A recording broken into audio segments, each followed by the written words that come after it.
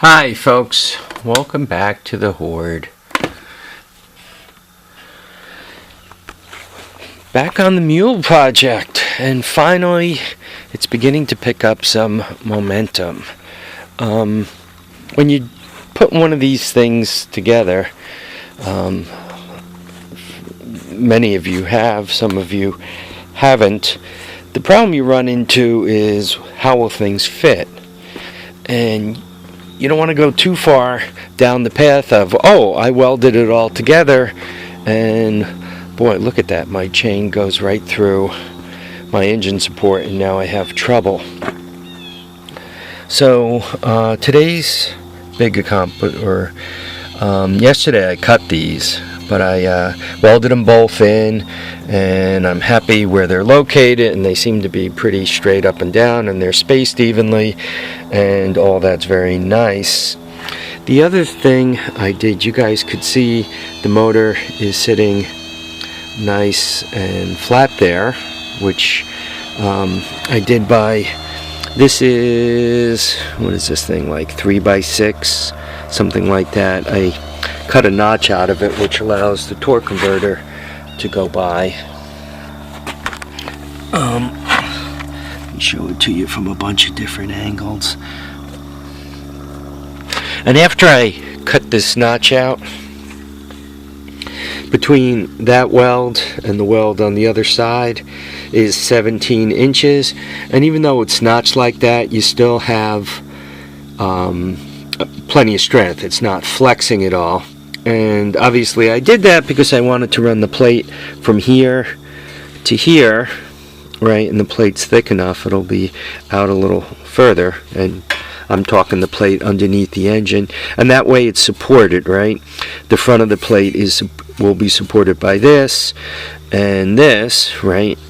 And then the back of it only has to hang off an inch and a half, and I'm going to use some pretty thick plate. I think what I'm going to use is this stuff, which I think is 3/16. So I don't think that's going to give up the ghost on me.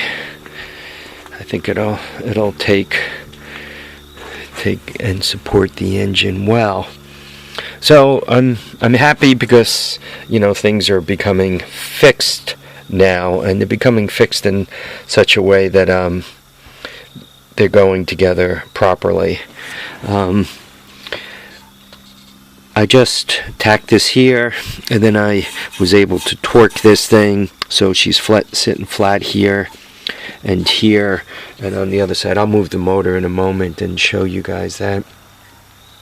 I also like this because, though that plate isn't welded there, it's just kind of there to help me out as I'm bending over and so forth. I could actually leave that plate there and keep a toolbox back here, right? And by the way, the box would be handy if you split it in half, or set it up such that tools were on one side of it and perhaps chains or whatever on the other. I'm also going to put, let's try not to crush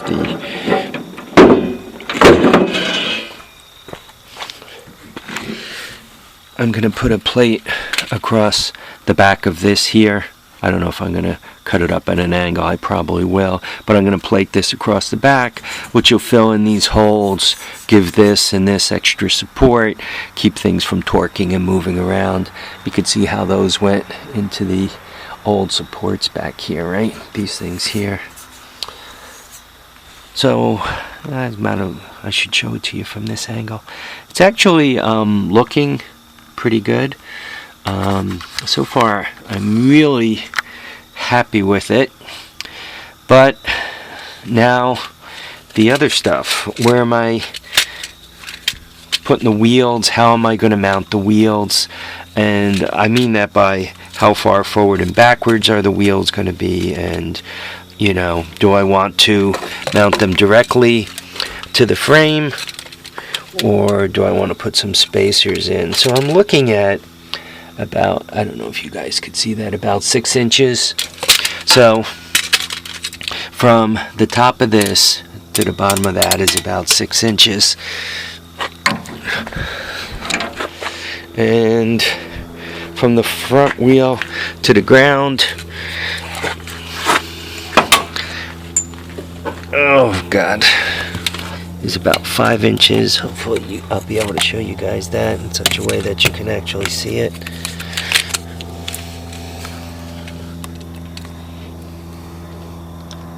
So it's about 5 inches.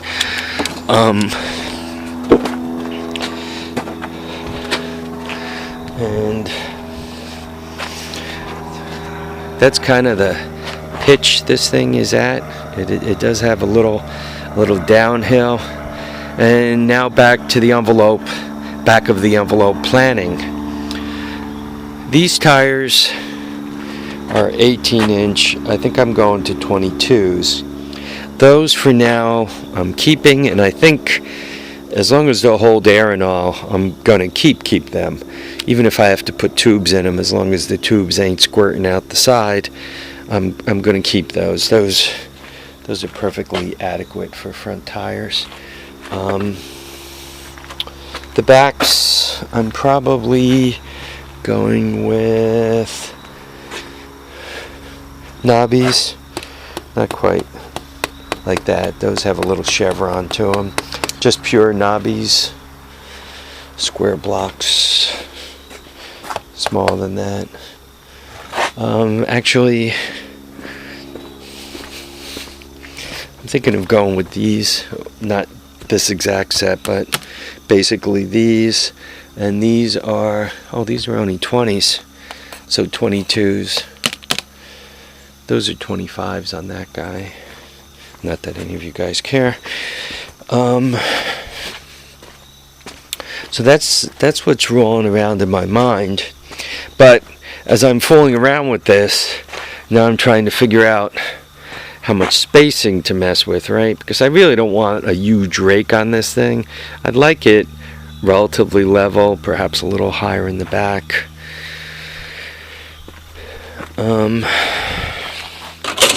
So these, if you come up with one of these, oops, and of course they're not untied. If you come up with one of these, this is the kind of trivia you have to think about a little bit. Let me move that engine and just kind of show you guys underneath what it looks like. Excuse the poor camera work.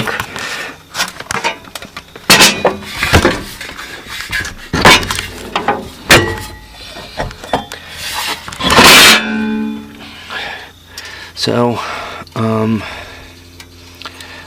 the plate's probably going to cover this entire corner, and you guys could see it's fairly well supported.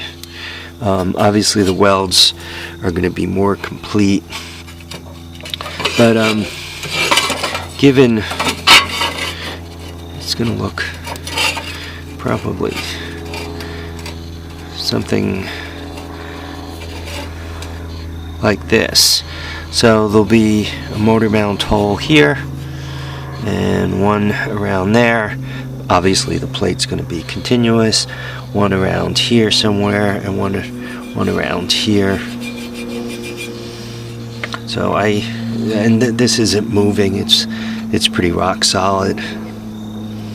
This also helps protect the torque converter, and it'll help protect the front of that transaxle.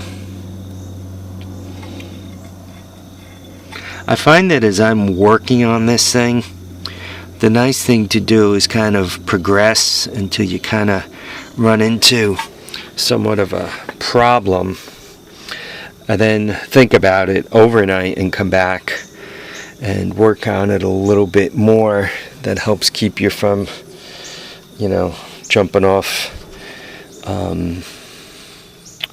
a diving board and then realizing the pool is empty when you land. I could even, depending on how much space I have here, I can replate this. I can get a little more plate on it, right? Something like that, if I decide to. I think what I'm gonna do, I'm gonna finish welding up this mess, and then I'm gonna paint this frame black. Probably just hit it with some Rust-Oleum primer and then paint it black. This I'm probably going to hit with POR 15, right? I'm not exactly sure what I'm going to do with the running boards, so to speak. You can see some of the running boards are a little bit ugly here. This side had the battery on it, so even though that side didn't have a battery on it, it's pretty rusty too. That's where the gas tank was. Maybe some stuff was stuck under the gas tank, some salt or whatever. I might get more diamond plate. Small pieces of diamond plate like that, they just charge me somewhere around 50 cents a pound. So I might get new diamond plate and weld it right over this mess. I haven't gotten that far with thinking, or maybe I'll just grind the rust down and hit that with POR 15 also. Maybe throw some sand in the POR 15 to give it a little bit of a textured grip or look or whatever. I don't know.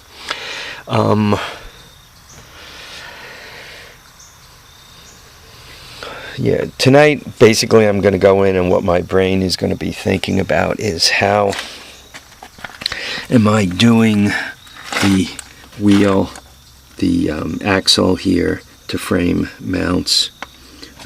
Probably there's going to be a plate on the bottom of this, obviously with the 4 holes to attach that to it.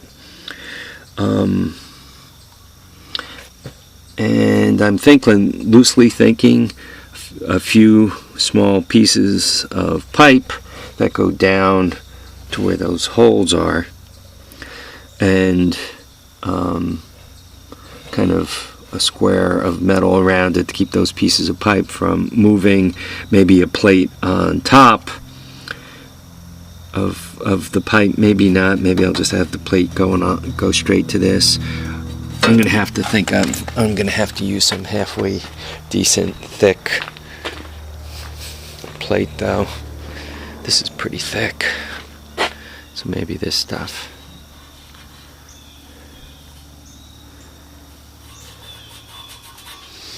Well, that's about it, folks. Please continue to make your comments and all. I want to thank you all for watching and commenting and subscribing. Remember to keep your feet down, keep your head up, and go get yourself some crusty, nasty mule and smash a fresh engine into it. It's a lot of fun. Alright, folks. Once again, thanks for watching. Remember, feet down, head up, and get out there and enjoy all your days. Bye now, folks.